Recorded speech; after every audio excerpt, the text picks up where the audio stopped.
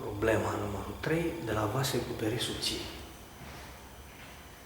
E un vas sferic, supus la o presiune pe 40 de grame pe centimetru pătrat, raza sferei 1,6 metri, grosimea vasului sferic 5 mm, calculeze sigma 1 și sigma 2, formuntare circumferențială și formuntare meridian.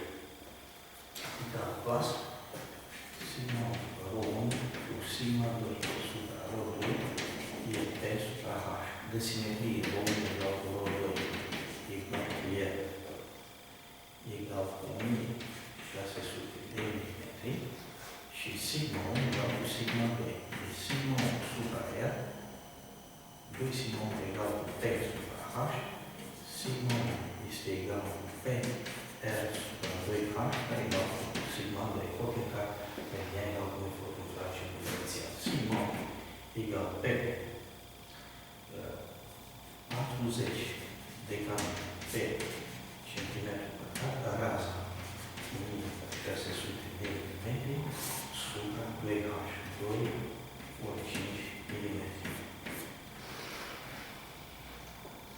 5 ori 2 e 10, deci egal cu 4 ori 1600 de grame pe centimetru pătrat. Acum, un decalcul egal 10, 1 cm egal cu 10 mm, 1 cm multiplicat 10 mm multiplicat 10 ori 2 mm pătrat. Deci presiunea P 40 de grame pe centimetru pătrat egal cu 40 ori 10 kg supra 10 la 2 mm pătrat egal cu 4 MW.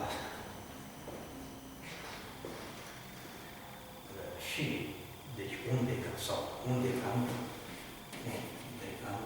pe centimetru pătrat egal cu 10 supra 10 la 2 mm pătrat egal cu 10 la minus 1 MW.